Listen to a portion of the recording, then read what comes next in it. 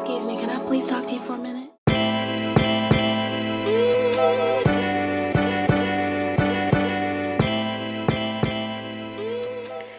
Hey, girlfriends. Welcome back to the Hey Girlfriend podcast. I hope you guys are doing okay out there. Well, not guys. I hope you ladies are doing okay out there today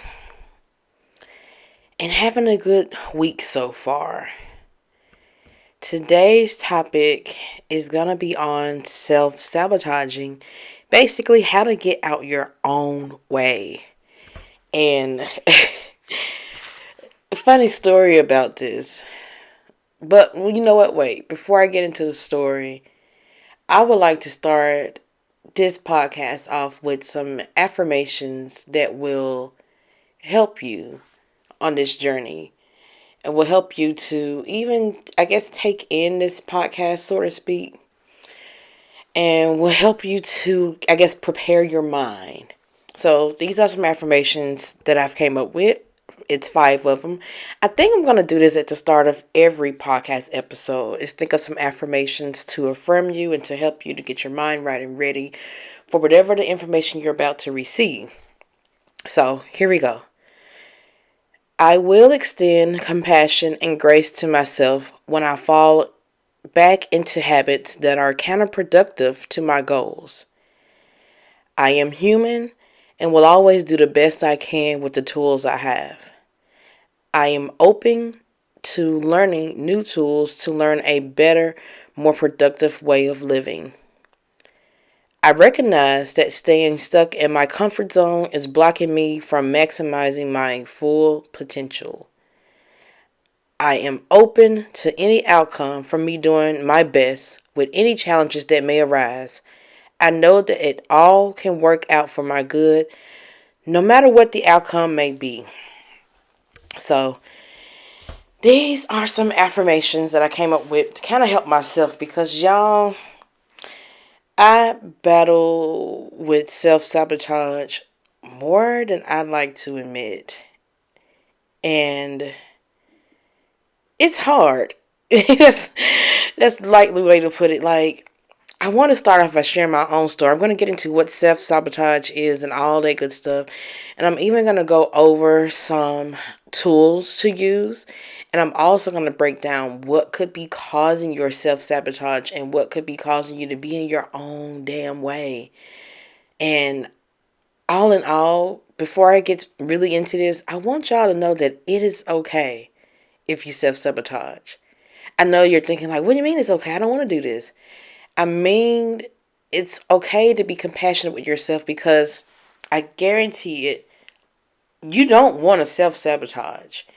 It's not that we don't want to do the thing that we know we need to do. It's that something is blocking us from fully doing it and getting there. And we'll find other ways to circumvent it because we're like, it's so hard to get to that point and we're having a hard time. And it sometimes, well, most times, has to do with our upbringings, our childhood, trauma, how we were programmed, conditioned. That's something I want you to understand. So you're going to need all the self-compassion that you can muster up to get through this and to get out your own way. Because you can. I'm doing so. I'm getting out my own way, but it's been a journey, y'all. A funny story before I get into what self-sabotage is that I don't know. I'm still trying to figure out if I self-sabotage right now, currently this weekend, recording this episode that you're hearing on now Thursday. So, what had happened was, you know, when a story start off like that, it's gonna be some shit. But I mean, just hear me out. So, y'all know that I typically do a podcast on my YouTube channel, right? So I typically will film like the weekend and then edit through the week and have it ready by like, you know, Friday or Thursday or whatever day I decide. It used to be on Sundays, but I don't know if you all have noticed, but I haven't been very consistent on my YouTube channel. And I've come to the conclusion of many reasons why. Well, not many, there's quite a few why. And I was supposed to be filming this right now, but currently you are listening to my voice. And it's because I'm just going to be real. I didn't feel like doing my makeup and getting ready for my camera to film this weekend. I did not feel like it. Like, I want to do this podcast. I want to talk. There are a few things about me doing this kind of work that kind of scares me, and I'll get into that into a minute. But I want to do it. But it's just like, I did not feel like doing makeup, getting ready, setting up my little camera equipment, recording, then editing the recording. I did not feel like doing those extra steps. I just didn't. So I was like, Kendall, well, you can do it another way. You're now on Spotify and Apple. You know, people are more so hearing your voice. You're spreading your word that way. And you can always do YouTube videos when you're up to. Because my thing is, I find that I can easily do a YouTube video of my podcast when I have gone out that weekend and my makeup is already done. Because I'm going to wear my makeup when I go out. I can muster up the strength to do that because when I go out, I want to put my best face forward. And, you know, I want to look good. I may want to take pictures. I just want to feel good when I'm out and about, feel confident, so I'm going to do my makeup. And it's not that I don't want I don't want to do the same for my podcast, but I guess in my mind, I'm like, I don't want to waste my makeup, first of all, because it's expensive, and your girl ain't rich off this yet. And I'm like, I don't want to waste my makeup for a podcast video that may only get like a couple of hundred views or whatnot. Like, I'm not going to say what it sounds like. I'm not going to do that to myself. It's just is what it is. And so I'm like, okay, so Kendall, what can we do? So, of course, I'm doing this by the voice. But I started to realize I had a revelation while I think this revelation came to me out of anxiety, or maybe it's because I was high. I did smoke a little bit of weed. I do smoke, but it was a little weed left. But my husband is out of town and he left it for me, so I smoked it. And I usually smoke with him. But this time I smoked alone. And I think that caused me to have a lot of anxiety because then I was sitting there in the house thinking like, I'm by my fucking self. My husband's not here. I don't have any kind of protection but my dogs, but they don't really bite. They just bark. And what if somebody breaks in his house? And I just started thinking all kind of crazy thoughts because I was high and I just had anxiety. Usually I don't get that way when I do it in the group setting. I've noticed, or when I'm around him. By myself, my thoughts take control. And I just started spiraling. And then it started me thinking about self-sabotaging this podcast that I'm doing that I kept on trying to avoid. And then I started thinking like, well, Kendall, what's really going on here? Like, I was really missing my husband for the reasons I named, but I was just like, I just felt like, damn, I can't describe it. Like, I don't want to say I felt lonely. I'm not sure what the feeling is to name it, but I'm going to explain to you where it came from and why I was feeling that. He is my distraction. Yes. Let me explain. I figured out that he is my distraction because when he's here, I only want to spend time with him. One of my top love languages is quality time. And so I love spending as much time as I possibly can with him. And when he's here and he's awake and not asleep or in bed or anything, I'm just wanting to be solely around him. And I don't tend to do much of my work. Like, I do my coaching because my coaching is through my Messenger, my Patreon. I do my coaching. I talk to my girlfriends. I post on social media. But, I can do that while around him and still talking with him. I can, multitask. It don't take me completely away from him. And it's not that I'm a clingy bitch. And it's not that I'm codependent anymore. It's not even that I'm lonely or I need him. Like, I like being alone. And so I was like, so what is it? What's going on? And it was because he is my distraction. He is my reason to put off doing the work that I know I need to do because of different things surrounding the work that I have to do. And to make more sense of it, to better explain this, it's like I have some fears around doing what I do. And I have some things that get me in my own way. I self-sabotage, and it's mainly because, I fear that what I do won't be good enough, like the video I produce won't be good enough, that the podcast won't do well. I fear that I will stumble on my words. I fear that I won't get out what I want to say correctly. I fear being on camera sometimes, not because I'm scared of how I look, but sometimes I get a little clammed up, choked up, and it's hard for me to produce it. I get a little nervous when it's time to do it. I get all these bad feelings associated with doing what I know I need to do. So I would rather find something comforting to do to circumvent what I know I need to do, what I know is good for me. And so that includes my husband and spending time with him. Because I'm like, growing up, my mom would have called just lazy. She had a tendency to call me lazy. I'm going to get into that trauma in a minute here.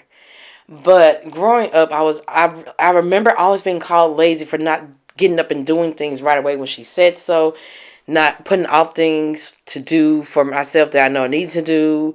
I always called it. And I realized now it was never really that I was lazy. It's just that I didn't like the feelings associated with what I had to do. And a lot of the feelings came from how my mom programmed it into me when it came to doing certain things. And so for me, it's like it was always self-sabotaging behavior because of the feelings associated with it. And I think there was also a little ADHD in there too, which I'm going to get more into that. I know I keep saying that, but right now I'm just telling you the basis of the story. But I'm just letting you know this is going to be a deep episode. Probably one of my deepest episodes yet, because it's a lot of things that are coming to light that I didn't want to talk about, but I'm realizing that I'm getting in my own damn way. And I realized that even some of the women I coach, we have a habit of doing this. It's like a lot of us self-sabotage and don't even realize it. And I want to help us. And because I'm trying to, this is my journey right now. And I'm really doing, I would say, well on it. But I know I could be doing better. But I'm happy that I'm working on it and I'm aware of it. So I'm making you all aware of it, helping you work on it, and bringing some things to light. Because the more things you bring to light means that you can become introspective and then do the work and heal. Or either get on the path to healing. You may not get directly there. Like, I don't feel like I'll ever stop self-sabotaging, but I can understand it and see when it's coming up, use my tools, work through it, and push through it. But anyway, so, and excuse me, I clear my throat sometimes and clear my nose. I'm trying not to do that, but when I talk, for some reason, it just gets that feeling and I have to clear it. Sorry if you hear it every now and then. I'll try my best not to do it. But, and this is what I'm talking about. Like, it's so many things that keep me scared from doing it. Like, this is kind of still new to me to be putting myself out there. Not really, but kind of in this sense. And so I still have a little fear around it. And so I naturally self-sabotage because I have a little fear around it. And like I said, my husband was a welcome distraction. And I'm like, and it got me to thinking more about some things like, okay, so that means a lot of us, when we get into these toxic relationships, we're doing so to self-sabotage. Like, we get into these relationships with these people that we want to force to act right. We are trying to get them to treat us right. We're trying to figure out why they don't see our worth. We're just focused on what they're doing wrong. And it's taking the focus off our own lives. It's like they are a distraction from what we really have to, heal and work through. We're self-sabotaging and we don't realize it because you can do it unconsciously, which is what I'm going to actually explain in the definition here in a bit. But after sitting here and doing all that, I'm like, so what if that's why so many people are afraid to be alone or have a hard time being alone? And they find themselves in bad company. That's self-sabotaging, but it's because you're trying to ease the discomfort. You're trying to you're trying to get to the reward quicker because it's hurting to be alone. And it can be for several different reasons, which reasons you'll have to actually do your digging. But usually it can be because of, you don't want to feel the abandonment wounds. You don't have to face your issues that you have to heal. You don't want to have to, just deal with any type of shit that may be going on in your life, in your head. Because it's hard to, and it's discomforting, and it's uncomfortable. And, it's having someone in your life can distract you from the shit you got going on. And sometimes we do this. Most times, like I said, we do it unconsciously. And so that's why I got to thinking about all this. Like, okay, so it's coming together for me. I'm like, I never would have thought that my husband would be a distraction. Because it's like, this is a healthy relationship. I don't feel codependent. I know my worth. I don't feel like, it's none of those bad things that come with it. It's just that I think I really love quality time with him because it takes me away from the things I know I need to do. And I'm like, damn, is that why quality time is one of my love languages? I don't know. I'm still working out the kinks of me understanding that. And best believe I'll probably have some bonus content on my Patreon site, my Patreon membership, girlfriend membership, which the link is in the bio. I've been thatgirl.net, and you'll see girlfriend membership. But I put a lot of bonus content on there. But I'm still trying to, this is like going to be a journey.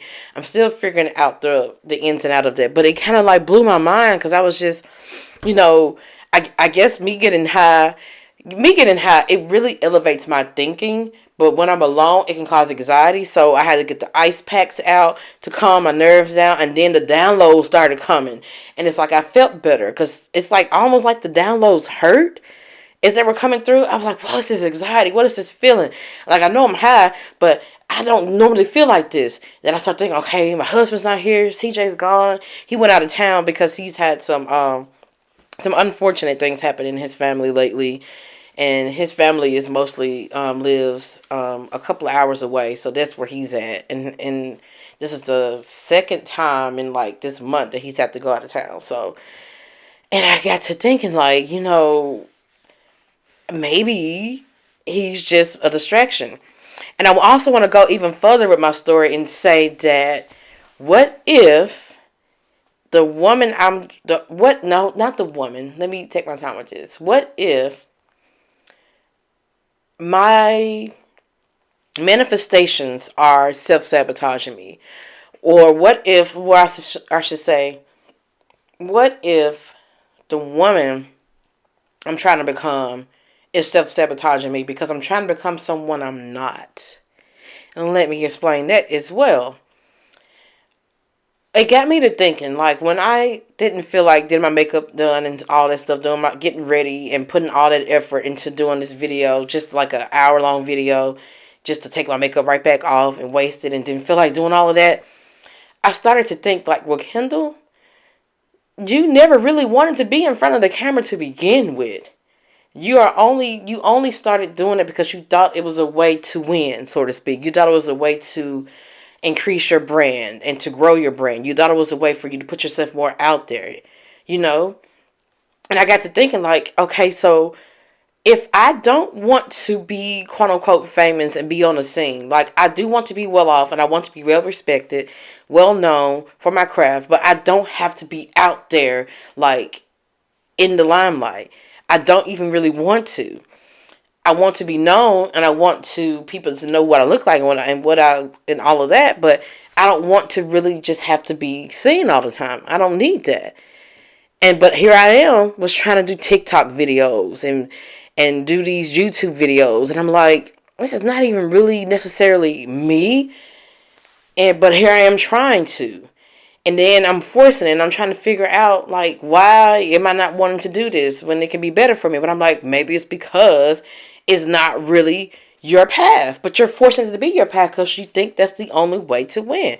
So my limiting thoughts essentially could be causing me to self-sabotage as well. And so I got to thinking about some other people that have really made it. And I'm like, you rarely see their faces, but they're well known. How many of you know what the author of all the Harry Potter books look like? I don't know what she looks like. I didn't even know it was a she for a long time. But look how well her books did. Her movies did. You know? And so that's just one example. There are many, but we don't have to sit here and name them all, And so I got to thinking about that as well. I'm like, there are more ways to win. So quit limiting your thoughts because it's limiting yourself. And that's also making you get in your own way because you're trying to be somebody that you're not. It's like I had to realize that, Kendall, it's okay to have limits. It's okay to be yourself, and maybe it may look different than someone else. Maybe you see everybody else winning doing TikToks and getting millions of followers, and maybe you see everybody else winning on YouTube by posting their face, but that's not the only way. I want to keep doing YouTube, but I've decided that, why don't I just do videos when I have the feeling to do my makeup? If I've gone out that weekend, I come home, I usually jump on here and do a video because I do like to be seen a little bit. I do like to do videos sometimes because I feel like it gets my point across better and I want you to see my face. For this particular thing, I guess I'm really actually happy I'm doing it this way because I got a ton of notes, a ton of shit that I got to get out about self-sabotage, and that I just got to get it all out because it's so deep. Like me just coming to terms with these things because I started really I take notes like weeks in advance, and I start really thinking about the subject. So I start really thinking about my own self and how self-sabotage, because this podcast and what I do, my work, is all about me being self-reflective and all about me sharing my personal journey so that you don't feel alone on yours. I don't like to get on here or do any of my work by pointing out you this and you need to do this, you're doing this because of that. I mean, to each their own, but that's just not the way that I want to do it. I want to do it more empathetic style and just do it to where I'm sharing, my journey too, so you don't feel so crazy, because I can't tell y'all how y'all have helped me. Y'all stay saying, "Oh, you've helped me so much."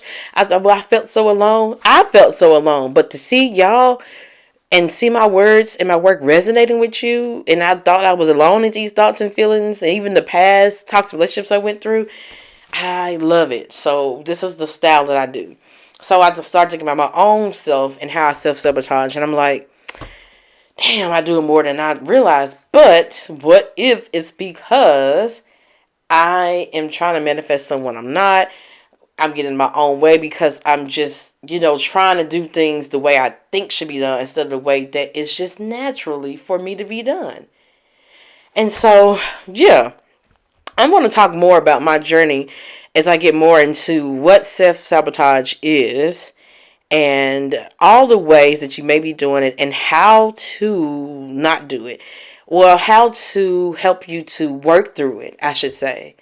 Because I'm going to be honest, like, if you have some conditioning from your childhood that's caused you to self-sabotage, which is mostly everyone, it's going to be hard to just do away with it. It's almost going to be like something that you have to learn to manage and have tools to help you manage it and work through it. And so this is mostly all going to be about reprogramming your mindset towards self-sabotage. But that's what's been helping me. I'm definitely going to give my tips on what's been helping me through a lot of things. And I'm even going to shed some light on how I've been learning more about my ADHD and how me understanding it more has been helping me as well. So this is going to be a very rich, deep episode, girlfriends. So let's get ready. I'm going to tell you what self-sabotage is. So this definition came from positivepsychology.com. It's the best one I could find that explained it in layman's terms, and I really like it. So here we go. Where did I do the definition? Hold on. Definition. Here we are. Okay. The origins of self-sabotage are rooted in emotional experiences, often from childhood, that often affect our self-perception. Self-sabotage occurs when we destroy ourselves physically, mentally, or emotionally, or deliberately hinder our own success and well-being by undermining personal goals and values. And what else? It goes on to say that self-sabotage, also known as behavioral I think I still said that wrong. Dysregulation can be conscious or unconscious depending on the level of awareness. An example of conscious self-sabotage is deciding to eat cake despite a goal to eat healthy. Unconscious self-sabotage happens when a personal goal or value has been undermined but not initially recognized. Someone with a fear of failure might wait until the last minute to work on an important project, unconsciously avoiding the prospect of advancement. Another dimension of self sabotage is cognitive dissonance. Cognitive dissonance is the internal imbalance or discomfort experienced when words or actions do not align with beliefs and values. When this happens, we act to ease the discomfort by changing our words or behaviors or by reframing our goals and value. Self sabotage is rooted in counterproductive mindsets, including negativity, disorganization, indecisiveness, and negative self talk. Perfectionism and imposter syndrome are also forms of self sabotage. An insidious and ambiguous, did I say that right? Forgive me. Perfectionism and imposter syndrome are also forms of self sabotage. An insidious form of self sabotage is mindless distractions that prohibit goal attainment. Some mindless distractions include binge watching TV, surfing the internet, scrolling through social media, video game obsession, and internet shopping. Whew, they just read me. They read me to filth. Like, when I read that definition, girlfriends, I'm like, God damn, is my whole life, am I self-sabotaging my whole damn life? It's funny, but it's not. But it's like, I needed to read that, and I needed to hear that. And I needed some light shed on it so that I can be better and walk into the woman I really want to become. And so some key things I want to point out about this definition before I move on into the next part of this episode is that when they say that some of it is conscious and some of it is unconscious, I really feel like all of this shit is unconscious. Like, I really do. Because even the one, the example they made that I just read about eating the cake when you're trying to work out, that can be unconsciously done as well, because maybe you're eating, like, for me, I know that I do that because I'm trying to avoid some other discomfort in my life, and that's what's making me happy. So I'm going to go to the reward and make myself happy to avoid other discomfort in my life that's unconsciously going on, whatever it is. And then when they got to the part about binge watching TV and shit, I'm like, well, that is me all day long. And throwing my husband is a distraction too. But y'all, I kept putting off doing this goddamn podcast episode. Like, seriously. I got up today. He's out of town, so I got up and I was like, okay, so what I'm going to do, I'm going to do my makeup, get ready. Then my sister called and said she may need to ride home from work. I'm like, okay, bet. After that, I'm going to come back and I'm going to do this. She canceled it, so I'm like, damn, I waited. And now it's time for my nap time. So I said, okay, I'm going to take a nap for a couple of hours. I laid down for about 3 hours for a nap. Woke up. I'm like, that was a good nap. I'm like, okay. And then I'm like, I'm still trying to, like, avoid coming in here to do this. And I'm like, why am I doing this? And I said, let me finish watching this Netflix series. I watched Dahmer. I said, let me finish watching this. I said, I'm going to do it tonight. And no matter what time it is, I'm going to do it. It is now currently 3:33 a.m. in the morning. This is Monday morning, I guess I would say. And I was supposed to do this really like Sunday earlier, or maybe even Saturday. But here I am. I pushed it off that long to the last final moment because I knew I had to get it done before my husband got back. Because when he got back, I was probably not going to do it. And through the week, I probably wasn't going to do it. I like to do it early so that I can edit it, have it ready to go on my YouTube and on my other channels for my Spotify and Apple and all that. I want to have it done in time to edit and have it ready to go. And so I knew this would be the last moment I can do it. So I procrastinated my ass off because I'm like, I'm afraid. Not afraid. It's so many layers to this shit. So many. But mainly it's fear. And so getting into one of the first things that can cause you to self-sabotage and getting your own damn way, we're going to talk about fear.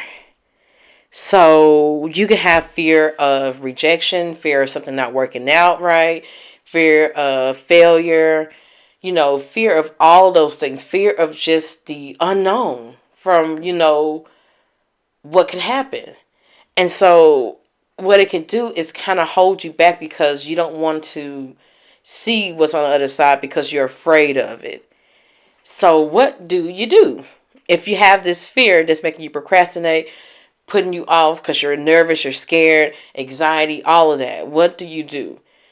I mean, you can procrastinate if you want, but, who wants to rush to do it the last minute? I've really gotten by procrastinating my whole damn life, even in college. I don't know how, but I guess because when it's the last minute, then I can get it done. I know I have no choice but to get it done. That's what I want. It leaves no more room for reward system or stimulation. It's no more room for binge watching a TV show. No more room for going to do something else. It's no more room for that because, like I mentioned earlier, one might could say that someone is lazy for procrastinating, but it's really even not about that.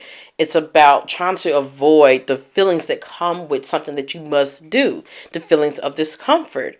Like, it's not laziness because the whole time I was watching the Dahmer episode on Netflix and I was doing other things, I went on my Canva and I edited a bunch of shit to go on my Instagram page, like some new things, and it took a lot of time.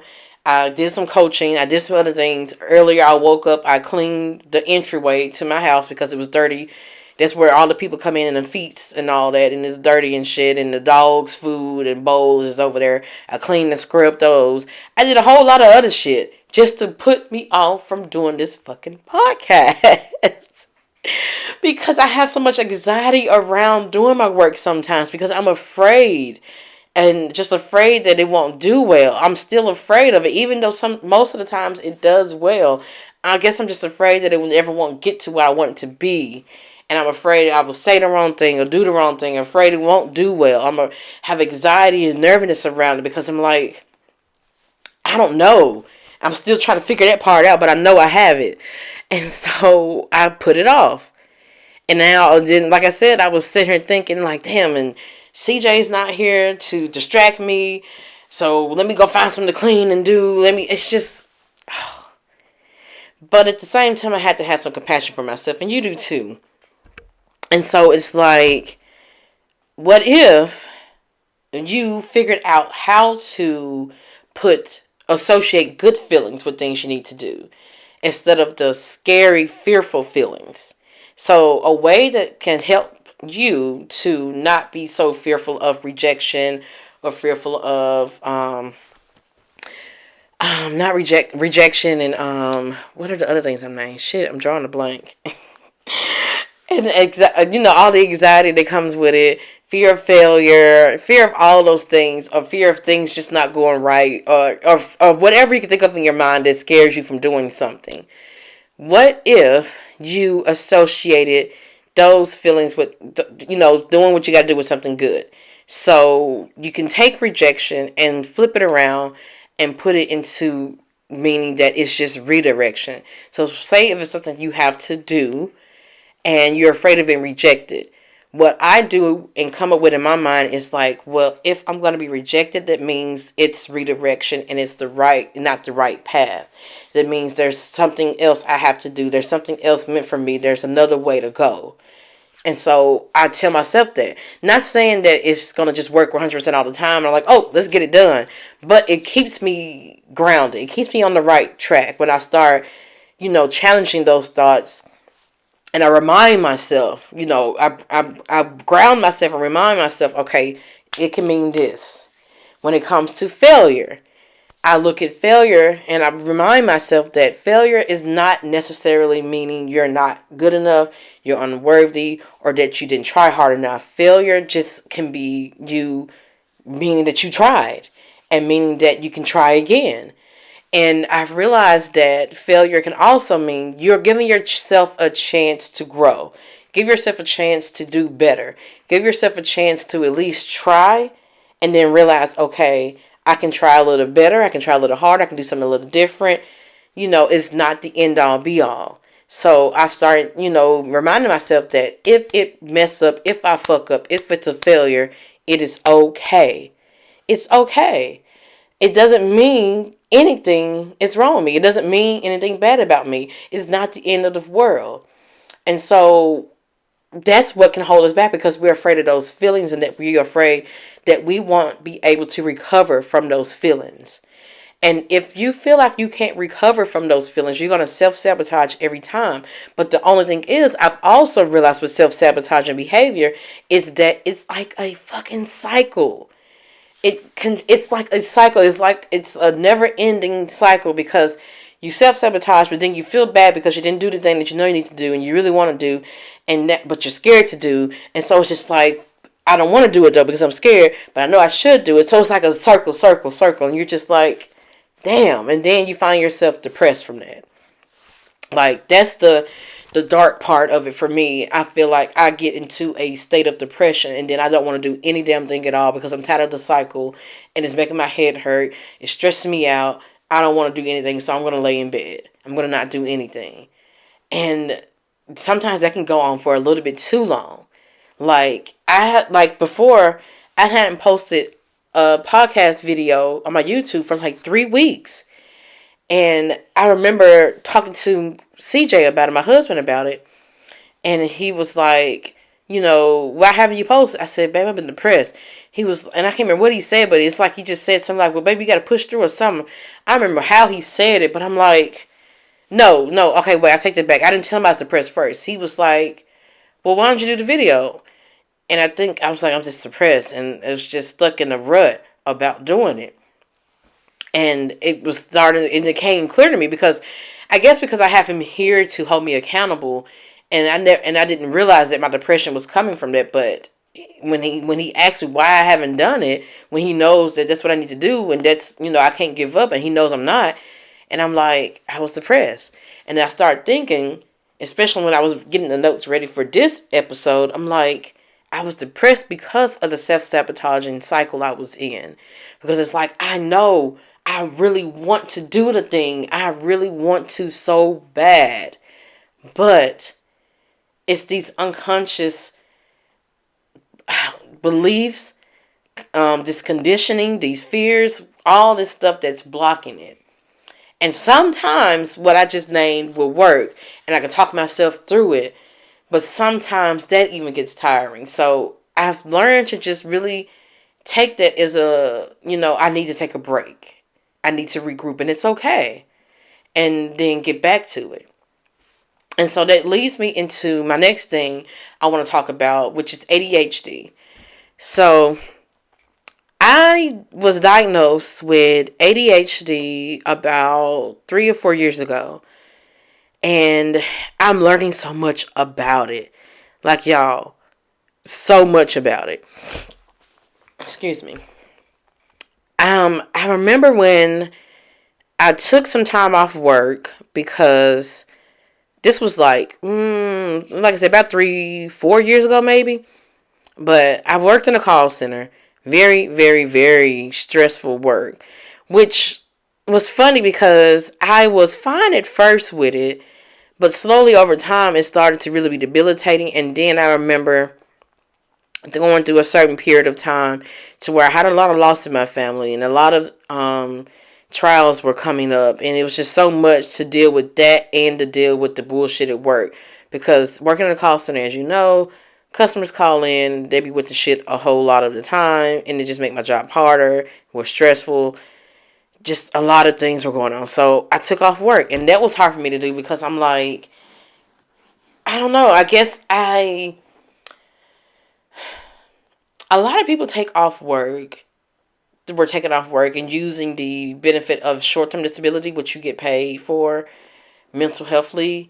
They were taking advantage of it just to take some free time off work. And I didn't want to be painted in that picture of like that. I was afraid what people were going to think. But Then I realized, man, fuck that. I'm tired, and I snapped. And then I had CJ to hold me accountable. And during that time as well, he saw me coming home depressed and out of it. And he was like, baby, you got to do something. And so that's what I did. And so I went to a therapist because it was mandatory. But only thing is, this therapist, she didn't really help me with anything. She just was really good at getting the paperwork in and signed. And she pointed out a few things. I give her that. She pointed out a few things, but most of our sessions consisted of her having to complete paperwork to turn in to keep me off work and whatnot. So we didn't really do any therapy session, like really at all. I just talked about some things, and she realized I needed time off work, and she granted it to me. But I used that time to really get myself together, because I had been self-negligent, like, a lot. I was probably self-sabotaging and didn't realize it. And so it got to the point to where I exploded and I needed time off work. And so I remember she had me do this test, and the test came back showing that I was ADHD. And she also said bipolar depression. And that has seemed to help. What's helping that, I think, was not having to do that work anymore and doing this work now. But yeah, the ADHD is still there, and when she told me that, I was like, what? I've only always thought that it was just hyperactive kids, because that's all it was presented as for a long time. And it's now becoming evident that a lot more people may have it than they imagined, and it may have gone misdiagnosed most of the time. I was misdiagnosed. Like, it made so much sense about my whole childhood life and all of that. I'm like, this is making so much sense. And it's like been helping me on my journey to understand more about ADHD. So something that I've recently learned with ADHD that can cause me to self-sabotage is that people with ADHD people with ADHD do basically only look for the stimulation. They want the reward.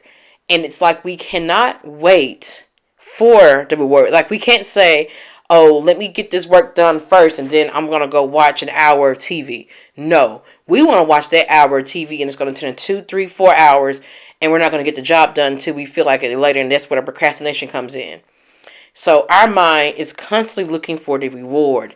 And we can be over compulsive. Like, I feel like that's why I overeat, because like it takes my mind off something else. Like, oh, eating make me happy. Let me eat something. Let me order out, get what I want.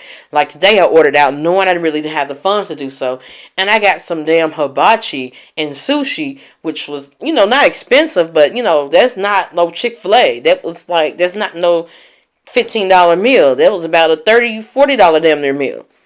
But I'm like, oh well, I wanted it because I was, trying to avoid these feelings that came with doing this podcast.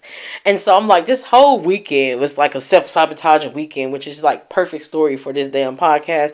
And it just happened to all work out. But yeah, back to the ADHD thing. And so understanding it more and realizing that how my brain works. I've just recently started realizing that I can give myself a little reward, do some work, then a little reward, do some work. And it may be different for everyone, but for me, that's what seems to be working. Like, before I have to do something, a little nap can help. Or before I have to do something, doing something fun can help. Doing something I want to do can help. Like, I have to be off, on, off, on. Like, even with cleaning the house up, I cannot just go straight through and clean everything. Sometimes I can. Sometimes I have where they say ADHD people can be like hyper fixated on something. So if I see one thing they clean it, then it becomes like, oh, I'm going to clean everything. And I become like kind of like in a manic state. But sometimes I don't. And so what's been helping is to do off, on, like reward. Okay, do what I got to do. Reward, do what I got to do. And sometimes I have a day full of rewards where I just do nothing. Like I have a lot of those. And that's why I feel like I've positioned myself now to where I can do this podcast and then give myself at least a week to get it edited and uploaded. Well, actually, I take that back. It's about 4 or 5 days, depending on when I do it. And I'm also realizing that I'm going to do more styles like this, You'll see my face still. Don't get me wrong. You're going to see my face. If for those who like to see my face, I like to show my face and I like to show my hands moving when I talk and my expression and all of that. So you will see some videos still. But I'm realizing that I'm allowing myself to be okay with doing it this way because I know it'd be different if I like wanted to be an actress or something, or I wanted to be seen or something like that. Then I would put my face out there more. But I don't have to be seen. If you see me, you see me. You know, that's how I'm looking at it. So I'm trying to realize that I need to practice being how I want to be to manifest the woman I want to become. And that can get me out of my own way. That's what I mentioned earlier in the show. And so with the ADHD thing, I'm still discovering it. If y'all want to hear more about it, I was going to say y'all can tell me, but how y'all going to tell me that? If you're on YouTube, you can leave a comment. But if you're on Spotify or not, you probably won't be able to leave a comment. I just thought about that. But I'm discovering more about it. And so I'll definitely talk more about it. But I'm realizing it has a lot to do with my self-sabotaging. And I'm thinking of, and I'm creating new tools for myself to help me to be able to not do it. Like, for example, I have a shit ton of clothes in there that need to be folded. And y'all, these clothes have been in the clean laundry hamper for like a month. And my Virgo husband is just so good about getting shit done. And I was telling him, like, you don't know how bad I would love to be the way and just get the shit done. It's like he can just do it and know the reward is going to come later. I feel like the reward is never going to come. I feel like the reward is so far off. And I think it's because of all the feelings of discomfort I have with doing shit. And that leads me into my next thing that could be causing you to self-sabotage, which this is going to get pretty deep. Trauma. Trauma can cause you to self-sabotage. And I feel like it's because it heightens the feelings of discomfort you have around things you have to get done. For example, the clothes I was just talking about. I have a lot of feelings of discomfort around self-care things I have to do, chores I have to do. That's why some of you may have a hard time with self-care because of the traumatizing beliefs and feelings you have around it. They say your body never forgets what it's been through, never forgets the trauma. And so to break it down for you all the way down, basically it's described in that same WhatsApp that I got the definition off of, that trauma can be trauma can cause you to self-sabotage. And it says a child who is violated by any person, particularly a person of trust, may look at the world as unsafe and view themselves as undeserving of good things in life, leading to self-sabotage. And so that's the basis of it. But I'm going to talk about that a little bit as well. But I want to talk more so about me personally and my trauma, and that I realized that maybe can help you as well. So with me, I grew up in a household where my mom was very, very verbally abusive. And, excuse me. I'm sorry, y'all. She was very, very verbally abusive. And especially so when it came to, like, household chores, of doing what I was told to do and things like that. And so I never had a good feeling when it came to doing those things for myself. Even showering sometimes could be debilitating for me and depressing for me. Even just doing the things I know I need to do for myself is hard for me sometimes because of how I was talked to as a child. When it said that, the definition I just read, that a child who is violated by a person, particularly a person of trust, of course we trust our parents. They're our parents. We don't know the world. We know our parents. And so I feel like violation can be anything from being verbally abused, physically abused, all those things. It's not a good feeling. It's feelings of discomfort that comes with things, especially if you're associated with things you have to get done. So with my mom, it was always hell with her about getting things done around the house.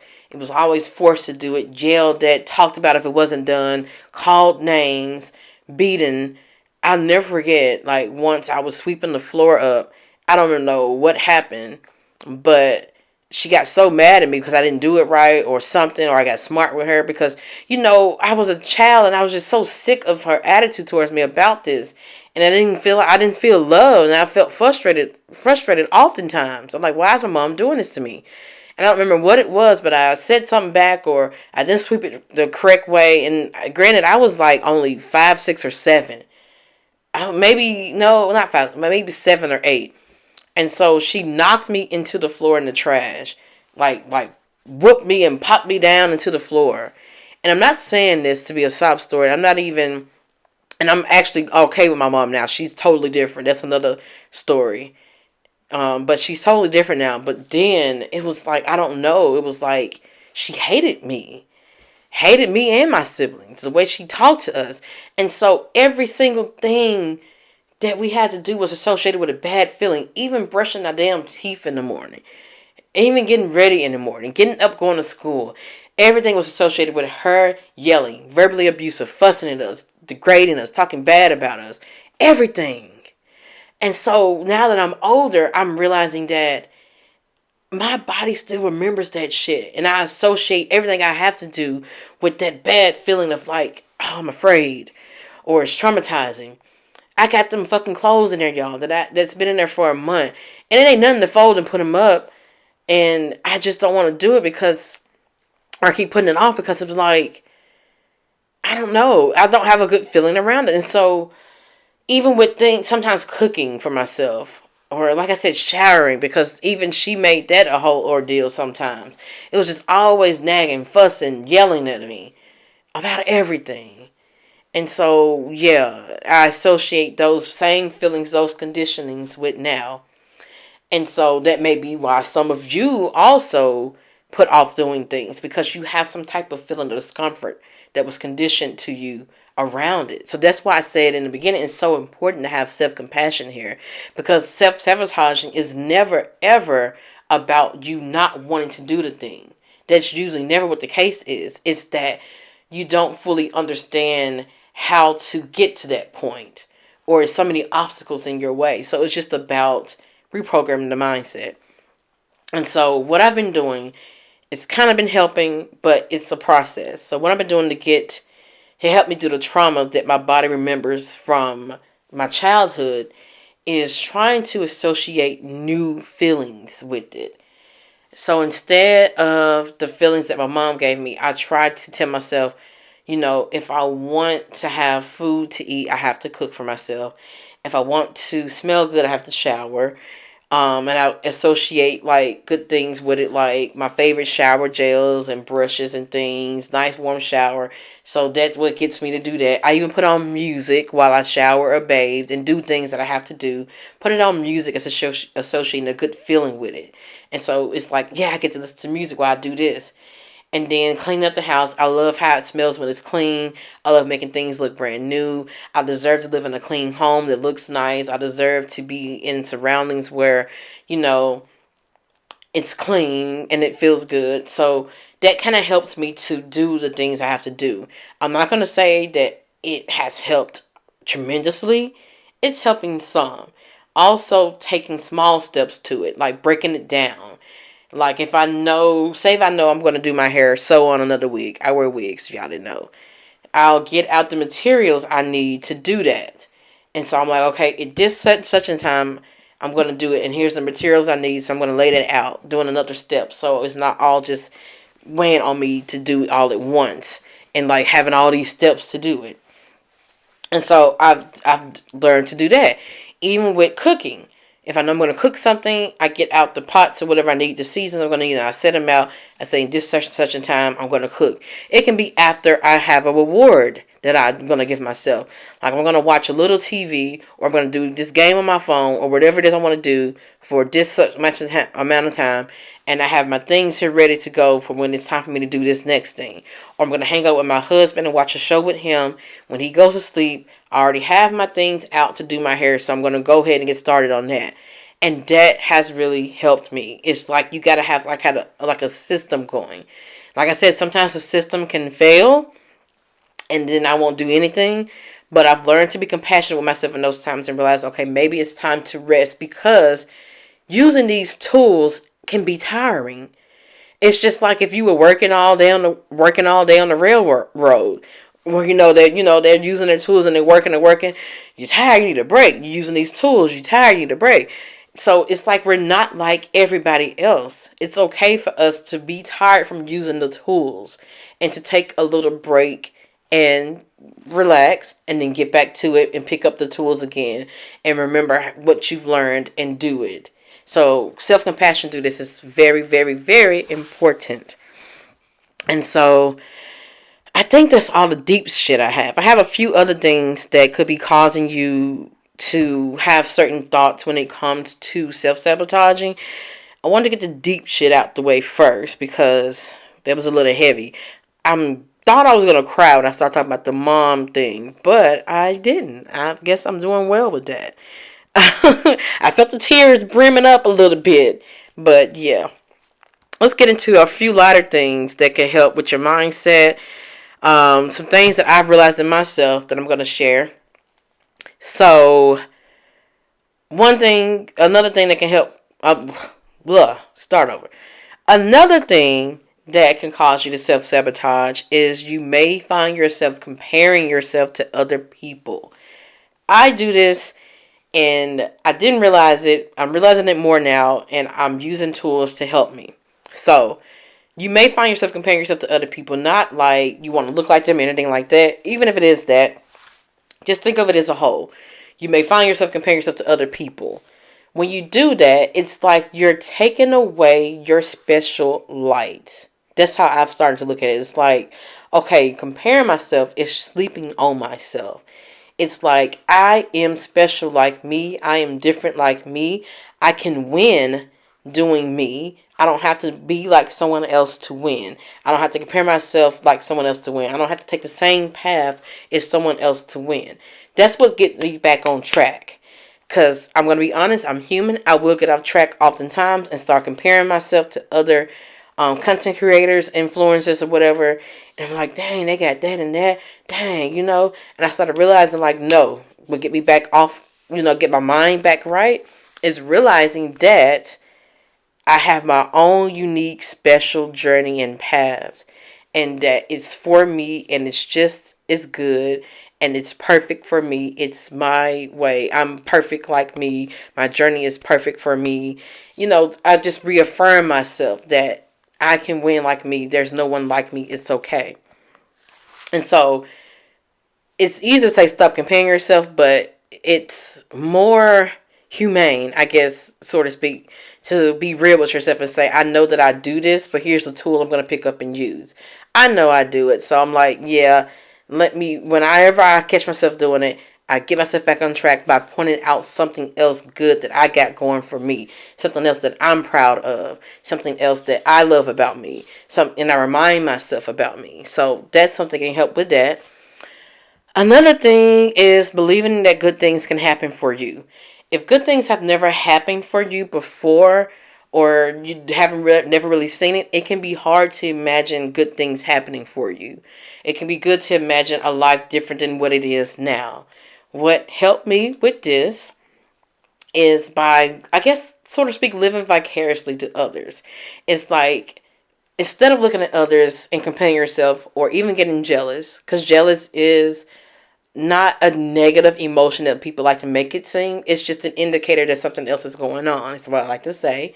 So even if all that come up because you don't believe good things can happen for you, look at good things that happen to other people and look at ways that you can expand instead of looking at ways that you can compare or becoming jealous or feeling like, that could never be me. Yes, it can be you. Yes, it can. If it can happen to them, what makes you feel like it cannot happen for you, but maybe in a way that's meant for you? That's how I look at it as well. And so I stopped, looking at it like that and then realizing that, okay, I can expand as well in my own way. So that's something to help with that. Another thing that kind of makes me let me stop with the kind of. Another thing that makes me self-sabotage that could also be making you self-sabotage is, how can I put this? okay, let me just say it like this, how I wrote it. It's doing the work even if it doesn't pay off right away. So let me explain. Sometimes it's kind of like what I mentioned about the reward thing with ADHDers, or people with ADHD, or anyone in general that doesn't have that. It's sometimes that if we don't get the reward right away, if we feel like it's not going to pay off right away, or we feel like it's not going to do any good, or we feel like it's not a reason to, like, what's the point, then we may not do the work because we won't see the reward from the work right away. Just like with me doing this podcast. I'm not going to become a millionaire overnight just from doing this one fucking podcast. So that's why I sometimes procrastinate, put it off. Like, what's the point? It probably ain't going to pay off. But then I got to realize that if I want to get from point A to point B, I'm going to have to take the steps to get there. It's a journey. It's not just a jump, hot skip, jump, and we're there. And so sometimes that can cause us to self-sabotage and get in our own way because we want it right away. We want the reward right away. And so just like with working out, with exercising, you're not going to lose the weight right away. It is a journey. And sometimes the journey is hard. So that's what makes us like, I don't want to fuck with this journey because it's hard. I have a second book I'm working on. Y'all know that if you read Toxic X Chronicles John, that I have a second part because you read a little bit at the end of that. Everyone's been asking for it, waiting for it. It's been about 3 years. And I have a quarter of it done. I have been working on it a lot more lately, but it's because I'm looking at the journey of me completing that book, and I know it's such a long one. And it's like, I want to finish it right now. It's like, I want it done. I want it in the world. I want to publish it. I want it to be great. I really, really want to do it. But it's like the journey. Oh, I don't feel like it because I know it's going to be tiring. It's going to be work. And all of that. And then I'm like, what if it doesn't even do as well as I want it to do? And so I'm thinking all of that is holding me back and giving me anxiety. And so I'm slowly coming out of that funk of that and realizing that no matter the outcome, it's still going to be for my good because it's going towards my goal, my end goal. It's not going to just all come together right away. It's different steps and different things I have to do, and I have to keep going. And also what can help is looking back at how far I've come from the beginning to now. I'm like, I've come a long way. I've took a lot of steps on this journey. So keep on making the steps. It's like, and something else that I realized with this is that you can't let motivation be your guide in this because you won't always feel motivated. You won't always feel like doing the thing. And that's something that I'm realizing, that motivation ain't shit. Motivation don't help me to do shit at all. And so what is starting to help me, that I'm picking up, the tool that I'm picking up and using now, is letting my future self be my guide. Like when I mentioned a moment ago about the point A to point B, I'm letting point B be my guide, knowing that I want to move further from point A and go further to point B. So if I want to become this woman, I got to make these steps to become her. And so the woman I want to become, what I want this dream of mine with my I've been that girl to become, my brand, what I want it to become, I have to use that as my guide because that's what's gonna, that's what keeps me going. So like I see the future of that so clearly, and I dream about it. So me dreaming about what I want to become, what I want to be, that's what's gonna keep me going, and that's what got me in this chair right now doing this podcast. When I put it off for so long, that's what has me actually, make me get up and like, okay, it's time. I was so nervous about talking about this because I didn't feel like I had enough content, and here we go with over an hour of content. And then I was just nervous about how I was going to start it, what I was going to say. And then I started realizing that the more and more I was, procrastinating, I'm like, damn, you're self-sabotaging right now, Kendall.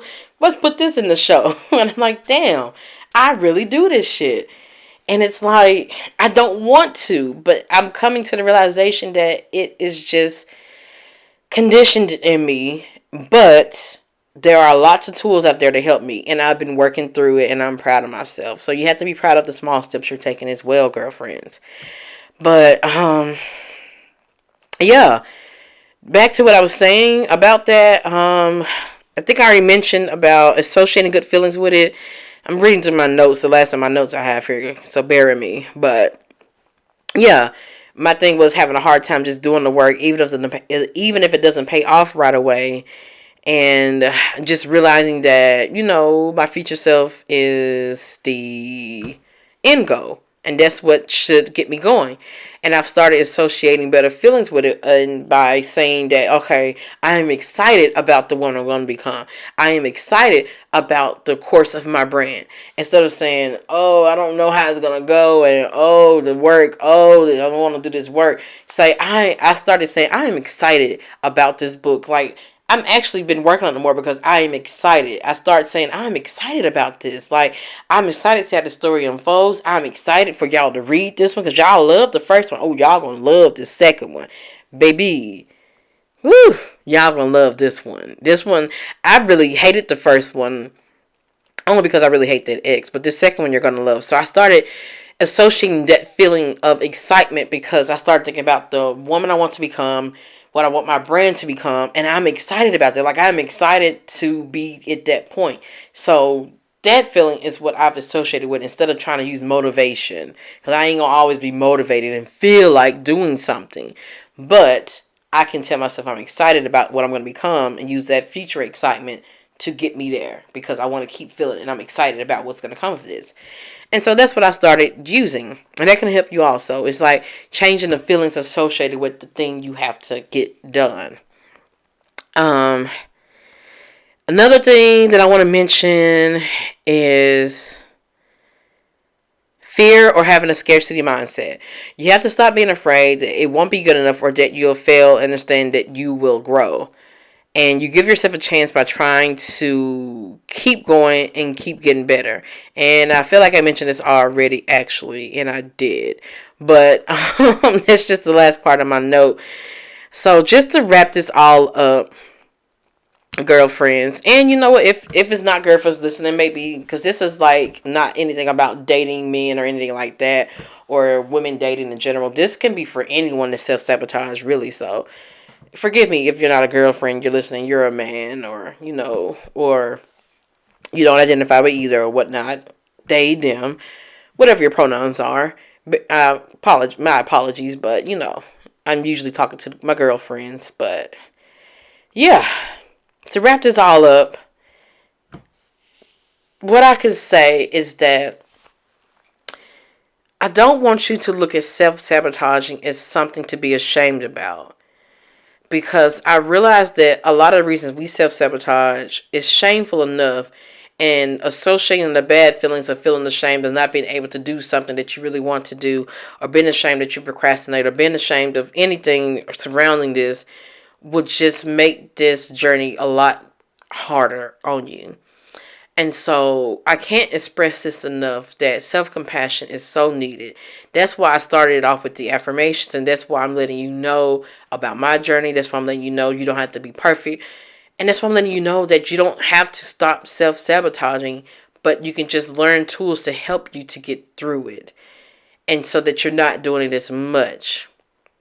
Like, some things are going to be harder to get rid of. Like, for me, it's the overspending and overeating, because whenever I'm feeling a rut or whenever I got something looming ahead of me that I really don't want to do and thinking about it gives me discomfort, I say, I can go in there and eat. I got those cookies I haven't ate yet. Or, let me order out this food. Or, ooh, I can go shopping. Ooh, I'm getting something new to me. I feel good again. I'm trying to find something else that's comforting to ease the discomfort feelings that have been associated with things that don't have to be discomforting in my life. That's the thing about it. Like, these things don't have to be discomforting. Something along the way programmed those feelings of discomfort dealing with the things you have to get done. And I hope I talked about all of them enough. Mostly it's fear. And it's just, the fear won't actually go away. It's just reprogramming your mindset around it and making it mean something else so that you can deal with the outcome in a better way. And so if you can deal with the outcome in a better way, that means that you can deal with the feelings of discomfort to get through the self-sabotage and just get it done. And you're not having so much anxiety or fear when getting it done. And then once you do that more and you practice it more, then you can get there. And it's really all about, I also want to add, is just letting yourself get better at something. You have to realize that you can allow yourself to perfect things as you go. Allow yourself room to improve. You can actually, you can start where you are and actually change and grow. So it's realizing that really helped me to just try and to put it out there and to see the results I get. I get exactly the results I want, but okay, I tried and I can practice and I can get better. Like, even just with my brand alone, I think about how it started and I'm like, oh my goodness, I didn't really know what the hell I was doing. Look at these graphics and look at this. It was a mess. Look at the things look at how I used to post things, and it was, I just really grew. It doesn't have to be perfect starting out. Sometimes we want it to be perfect starting out, so we just don't start at all because we don't feel like it's ever going to be good enough. So you have to realize that you can perfect it as you go. You can do better as you go. Self-sabotaging steps in and tells you, makes you feel like that if it ain't perfect, it ain't no use of doing it. But you have to change your mindset around it and realize that I can perfect it as I go. I can start off a little rough. I can take constructive criticism from myself and from others, and I can just do better and get better. Allow yourself room for improvement is really what it all boils down to as well. So, I think that's all I got, y'all. Like, and I was so nervous to do this shit. I don't know. I guess I felt like, I don't know. I don't know. Now that I've done it, I'm like, okay, that wasn't so bad. It's just, like I said, those startup feelings of discomfort that just makes you like, ugh. But, y'all, I was so transparent with this, and I hope that it really helped y'all, that self-sabotage, to really get to thinking about how you self-sabotage and how you can help yourself to not. And to remember that you can just learn new tools to help you. And that sometimes you may get tired with the tools and it's okay to put them down, take a break, and pick them back up again. So, yeah, that's all I got for this podcast episode, girlfriends and everybody else. And remember that you can go to the link in my bio, theappeinthatgirl.net, and you can check out my Patreon account under my girlfriend membership, or you can check out my books as well, and you can check out my YouTube channel as well, and my Instagram, all that good stuff. I got all that good stuff on there. But until the next podcast episode, peace out.